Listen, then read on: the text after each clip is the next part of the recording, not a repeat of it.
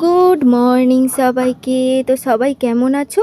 সোমবার সকাল 9:30 বাজে, নতুন একটা ব্লগে নতুন একটা সকালে তোমাদের সবাইকে স্বাগত জানাই। দেখো সকালে রান্নাঘরে চলে এসেছি চা করার জন্য। আর 2 কাপে চা কেন বলো তো? আজকে আমার মা এসেছে, তাই আমার একটা আর আমার মায়ের একটা চা নিয়ে আমরা একসাথে খাবো। দেখো চাটা নিয়ে ঘরে চলে এসেছি, আর মা আর আমি গল্প করছি। আর সকালে কোনো চাটা খাইনি, জানো তো কেন বলো তো? মায়ের জন্য অপেক্ষা করছিলাম যে মা এলে একসাথে চা খাবো। আর সকালে সমস্ত কাজ ফাজ হয়ে গেছে, তখন চাই খাইনি, তাই জন্য ভাবলাম সব কাজগুলো করে নিই, তারপর মা আসলে চাটা খাবো। আর রোজের তো একা একাই চা খেয়ে নিই বাবুদের সঙ্গে নিয়ে, মার সঙ্গে চা খেতে বেশ ভালো লাগে। আর মা যে জীবনে কি, সেটা আমরা ছোট থেকে যতদিন না বিয়ে হয় কিছু বুঝতে পারি না, তাই না বলো? মা যদি তখন কিছু বলতো, তখন আমি ভাবতাম যে আমার মা আমাকে এখানে যেতে দিচ্ছে না, ওখানে যেতে দিচ্ছে না, মা খারাপ, মা ভালো নয়, অন্যজনের মা ভালো, তাকে যেতে দিচ্ছে, জানো তো এরকম। কিন্তু বিয়ের পর ফিল করা যায় যে মা কী জিনিস। বিশেষ করে যে বারণ করতো যে এখানে যাস না, ওখানে যাস না, সেটা হচ্ছে মা হবার পর বোঝা যায়। আমি যখন মা হলাম আরও ভালো করে ফিল করতে শুরু করলাম, আর অনেকটা বেশি মাকে মিস করতাম, জানো তো। আর এখন যখন মা আসার কথা হয়, খুব মনে মনে আনন্দ হয়। আর বিশেষ করে শরীর খারাপ হলে এত মিস করি যে বলার কথা নয়। মা মা ছাড়া জীবনে যেন এখন অন্ধকার লাগে। সত্যি, যেটা বাস্তব তাকে তো মেনে নিতেই হবে, সেটাকে নিয়েই আমাদের এগিয়ে চলতে হবে, পরিবারকে ভালো রাখতে হবে। সব কিছু মেনে নিয়ে আমি গুছিয়ে সংসারটা করছি। আর সংসারটাকে যদি ভালোবাসা যায়, সব কিছুই সুন্দর হয়ে যায়, তাই না বলো? সে ঘর যেমনই হোক, কিন্তু পরিবারের মানুষগুলো যদি ভালো হয় তাহলে সব কিছুই ভালো। দেখো আমার শ্বশুরবাড়িতে যেমন আমার কিছুই নেই, তোমরা দেখতেই পাও, আমার ঘর নেই, ঘরে কল নেই, কিছুই নেই, কিন্তু আমি কেন এত ভালো থাকি বলো তো? কারণ আমার শ্বশুরবাড়ির মানুষগুলো খুবই ভালো, আমাকে খুবই ভালোবাসে, আর আমিও সবাইকে ভীষণ ভালোবাসি। আর ভালোবাসা দিলে আর ভালোবাসা অবশ্যই পাওয়া যায়, তাই না বলো? এইটুকু থাকলেই না সংসারটা সুন্দর হয়ে ওঠে। যাকগে, তোমাদের সঙ্গে অনেক অনেক কথা বলে ফেললাম। দেখো তোমাদের সঙ্গে কথা বলতে বলতে আমার অনেকটাই রান্নার কাজ কিন্তু এগিয়ে গেল। আর এই দেখো, এই যে মাছটা দেখছো, এই মাছটাও কিন্তু আমার মাই নিয়ে এসছে। আমাদের ওখানে না বাজারের ওপর দিয়েই আসতে হয়, জানো তো, তাই জন্য মা কাতলা মাছ দেখেছে, আর আমি কাতলা মাছ খেতে খুব ভালোবাসি, তাই জন্য মাও নিয়ে চলে এসেছে। মা বলছিল কাতলা মাছটা নাকি খুব বড় ছিল, জানো তো, সেই জন্য মা ভাবলো নিয়েই নিক। সেই জন্য কাতলা মাছের আজকে হবে পটল আলুর তরকারি কাতলা মাছ দিয়ে। আর এখানে দেখো আমাদের আগের দিনের এই সলিড মাংসগুলো ছিল, জানো, বোনলেস মাংস আমাদের বাড়িতে কেউ খায় না, আমিও খাই না। আর যখনই মাংস আনা হয়, আমি যেগুলো বোনলেস থাকে সেগুলো সব সরিয়ে সরিয়ে ফ্রিজে রেখে দিই, সেইগুলো দিয়ে আজকে বানাচ্ছিলাম কাবাব, ঠিক আছে।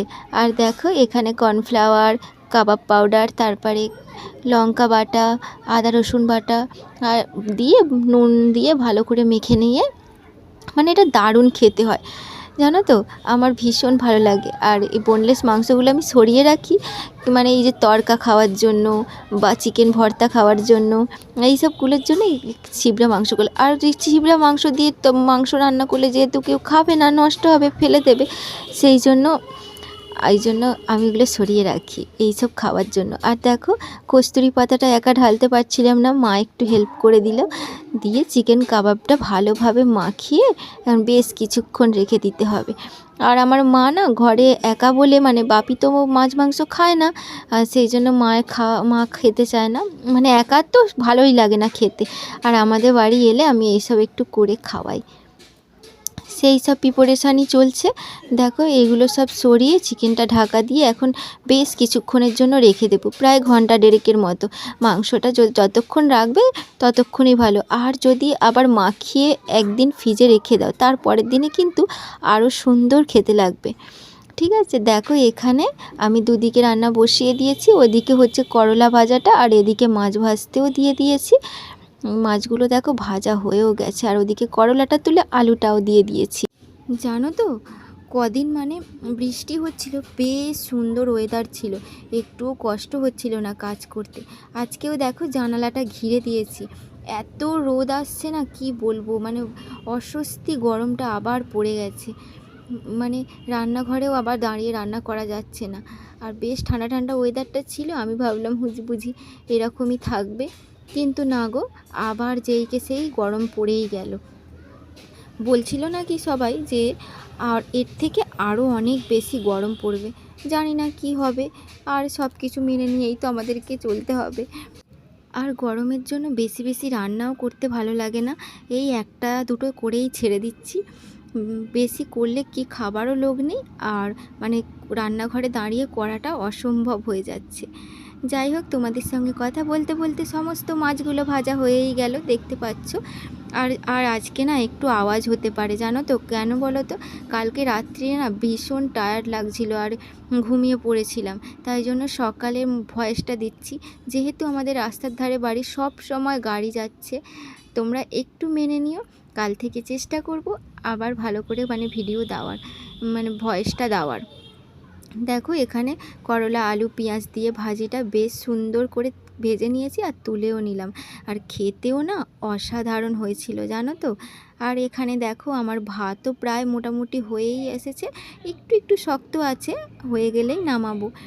তারপর দেখো স্নান টান করে ফ্রেশ হয়ে দুপুরবেলা খাবার সময় চিকেন কাবাবটা ভাজার জন্য চলে এসেছি।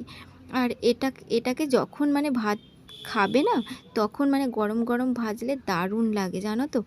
দেখো সব কাবাবগুলো আস্তে আস্তে কড়াই ছেড়ে দেব। আর এটা না খুব হিট তেলেও দেওয়া যায় না, আবার খুব নরম তেলেও দেওয়া যায় না, মানে মিডিয়াম গরম হবে, তখন এই কাবাবটা দিলে খুব সুন্দরভাবে নরমভাবে ভাজাও যায়। এখন কিন্তু আমি হাই হিটে ভাজছি, গ্যাসটাকে আস্তে করে আবার একটু বেশ কিছুক্ষণ করে নিয়েছি, তারপরে আবার জোর দিয়ে পিঠটা উল্টে দিচ্ছি। দেখো এখানে আমার কাবাবগুলো ভাজা হয়েও গেল আর আমি তুলে নিয়েছি। আর এটা কিন্তু বেশ দারুণ খেতে। দেখো এখানে আমার কাতলা মাছ দিয়ে আলু দিয়ে পটল দিয়ে তরকারি হয়ে গেল, আর এখানে চিকেন কাবাব, আর এখানে করলা আলু ভাজা। আমি না কুমড়োও ভেজেছিলাম, সেটা না সবাই খেয়ে নিয়েছে। আর দেখো পুরো সন্ধ্যাবেলায় তোমাদের কাছে আসছি, মাও চলে গেছে। আর দেখো এখানে মা কিছু ফল এনেছিল, সেই ফলগুলোকেই আমি তুলে রাখছি ফ্রিজে। আর তরমুজটা বাইরে রাখলেই হতো, কিন্তু যখন খাবো না ঠান্ডা, মানে কেটে খেতে বেশ ভালো লাগে। তো বন্ধুরা, ভিডিওটা আজকে এই পর্যন্তই। যদি ভালো লাগে তোমরা সবাই পাশে থেকো।